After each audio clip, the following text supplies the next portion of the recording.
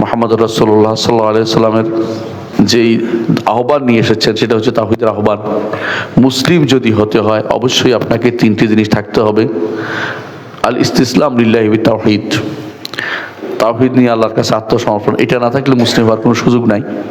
দ্বিতীয় হচ্ছে আল ইনকিয়াদ লাহু বিত তাআ, আল্লাহর জন্য আনুগত্যের ডানা মেলে দিতে হবে, যে আল্লাহর কথা শুনবেন, আল্লাহ বিরোধী কোনো বিধানকে প্রশ্রয় দিবেন না, আল্লাহ বিরোধী কোনো তন্ত্রমন্ত্রকে আপনার ঘরে জায়গা দিবেন না, আপনার মন মাইন্ডে সেট করবেন না।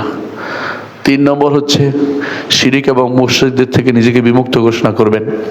এই 3টি না হলে আপনি মুসলিমই হতে পারবেন না।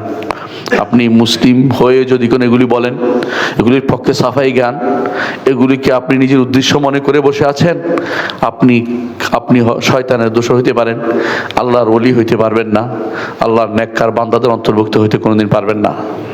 সামান্যতম একজন ঈমানদার মানুষ বড় কোনো আমল করেনি কিন্তু তাওহীদের উপর আছে, তার জন্য আল্লাহর পক্ষ থেকে সুসংবাদ রয়েছে।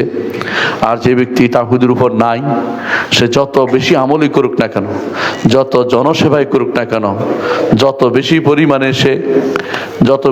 পরিমাণে সে লোক সেবা দেখাক, ইনসাফ দেখাক, সাম্য দেখাক, মৈত্রী দেখাক, মানুষের জনসেবার জন্য আজকে দুনিয়া সবাই একসাথ হয়েই যান না কেন, তাওহীদের জায়গায় সমস্যা থাকলে ওর কোনো মূল্য নেই, ওর জায়গা জাহান্নাম ছাড়া কিছুই না। কোনোদিন তার জন্য কেউ সুপারিশ করবে না, কোনোদিন কিছু তার প্রাপ্তি থাকবে না।